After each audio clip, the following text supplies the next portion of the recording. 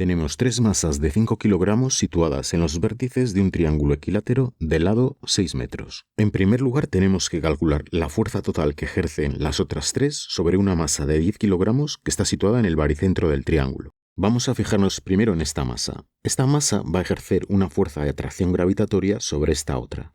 Esta masa M mayúscula es atraída por esta otra. Luego la fuerza tiene origen en la masa M mayúscula, tiene la dirección de la línea recta que une ambas masas, y el sentido del vector es hacia la masa que está atrayendo, que es M minúscula. El módulo de esta fuerza se calcula a través de la ley de gravitación universal, que nos dice que el módulo de esta fuerza es igual a la constante de gravitación universal por el producto de las masas implicadas, M mayúscula y M minúscula, y dividida por la distancia que hay entre los centros de ambas masas, en este caso estamos considerando que son masas puntuales, elevada al cuadrado. A esa distancia le voy a llamar x.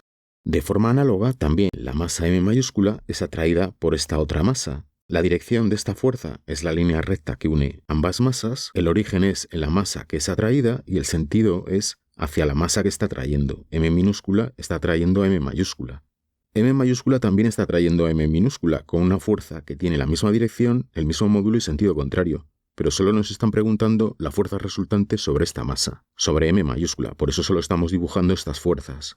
Y lo mismo va a ocurrir con esta otra masa, M minúscula, que va a atraer a M mayúscula con una fuerza que tiene esta dirección, este sentido, el origen es en la masa M mayúscula. El baricentro de un triángulo, que es donde se encuentra M mayúscula, es el punto de corte de las medianas. Las medianas son los segmentos rectilíneos que van desde un vértice al punto medio del lado opuesto. Esta sería otra mediana y esta la tercera. Como sabemos que la longitud del lado es de 6 metros, pues cada uno de estas partes, cada uno de estos segmentos en que queda dividido cada lado, mide la mitad, 3 metros. Y esto ocurre aquí, aquí y también aquí y aquí.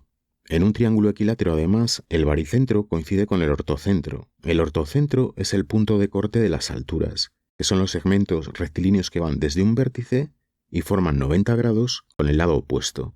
Es decir, que estos ángulos son de 90 grados.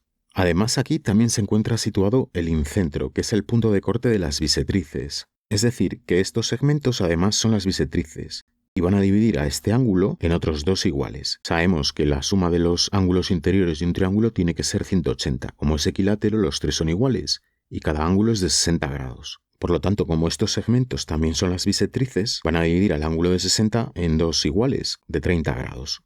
Además, estos segmentos serían las mediatrices. La mediatriz es la recta, que es perpendicular a un lado y que pasa por el punto medio. El punto de corte de las mediatrices se llama circuncentro. Es decir, que en un triángulo equilátero tenemos el baricentro, el ortocentro, el incentro y el circuncentro en el mismo punto. Los módulos de las fuerzas F2 y F3 coinciden con el de F1, porque las masas son las mismas y la distancia que va a haber entre ellas también es la misma, que he llamado x. Conocemos todos los datos para calcular los módulos, excepto la distancia que hay entre las dos masas. Entonces, esto se puede hacer de dos formas. Si yo a esta distancia le llamo h, que en este caso coincide con la altura, con una de las alturas del triángulo equilátero, este punto, el baricentro, se encuentra a una distancia de este lado que es 1/3 de h.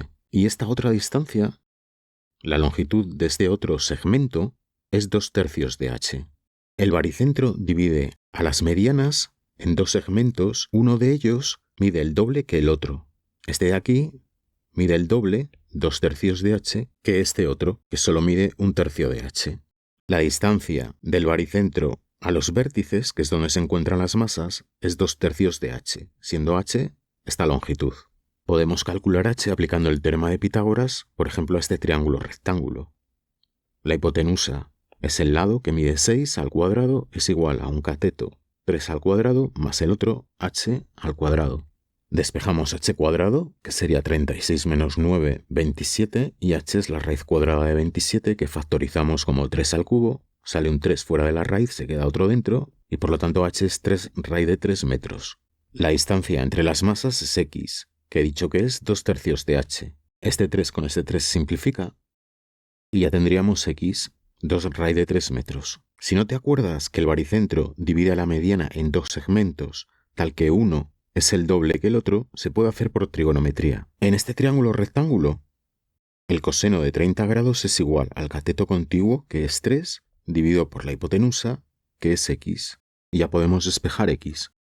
El coseno de 30 grados es igual a la raíz de 3 dividido entre 2. El 2 pasa multiplicando al numerador y me queda 6 dividido entre raíz de 3.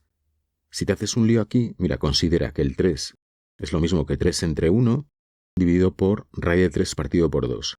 Y ahora en el numerador nos queda el producto de los extremos, 3 por 2, 6 va al numerador, y en el denominador queda el producto de los medios, 1 por raíz de 3, que es raíz de 3.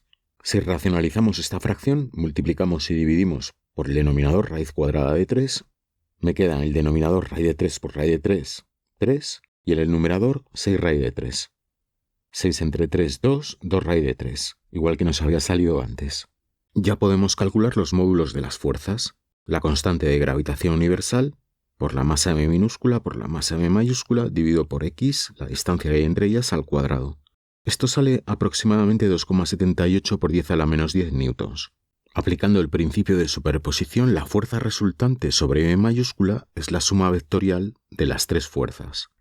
Tomo ahora un sistema de referencia x, o, y.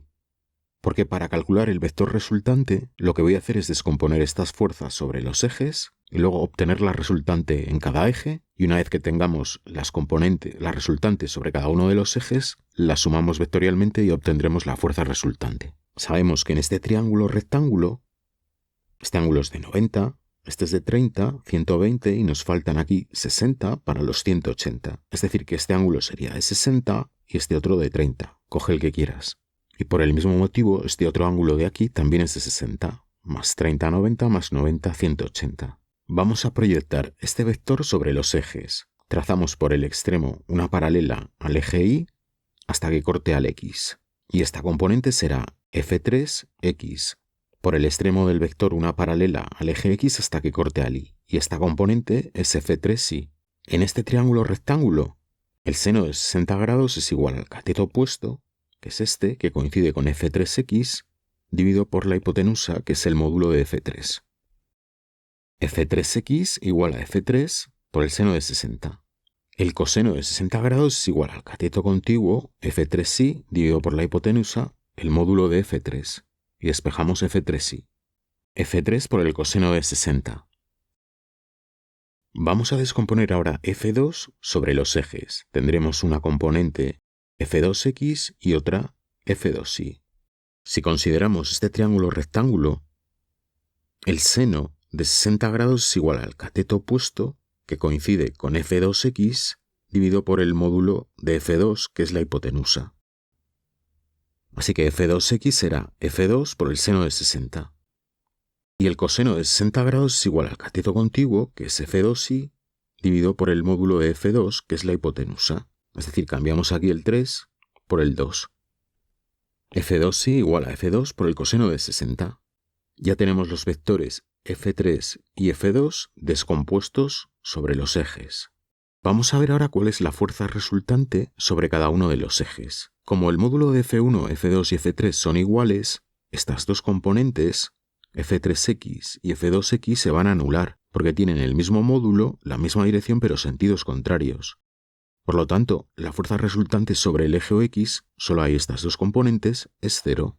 Sobre el eje OY tenemos tres vectores. F1, que no lo hemos descompuesto porque ya coincidía con uno de los ejes, y F2Y y F3Y. F1 tiene sentido hacia arriba, que es el que consideramos positivo, y hacia abajo vamos a considerar negativo. Entonces, positivo F1 y negativos F2Y y F3Y. Donde pone F2Y y F3Y sustituimos por las expresiones que acabamos de calcular. Como los tres módulos son iguales, les voy a llamar F. Entonces aquí donde pone F1, F2 y F3 podemos poner F. Menos F coseno de 60 menos F coseno de 60 es menos 2F coseno de 60. Puedo sacar F factor común. El coseno de 60 grados es un medio. 2 por un medio es 1. 1 menos 1 es 0. Por F, 0 newtons. Es decir, que la fuerza resultante sobre el eje OY también es 0. Por lo tanto, la fuerza resultante total es 0. Si pusiésemos una masa m distinta, el razonamiento sería exactamente el mismo y el resultado sería idéntico, ya que no va a influir en el resultado, porque si ponemos aquí otra masa distinta, por ejemplo la de 100 kilogramos, va a variar el módulo. Pero simplemente este número. El resto del razonamiento va a ser idéntico y al final la resultante va a ser 0.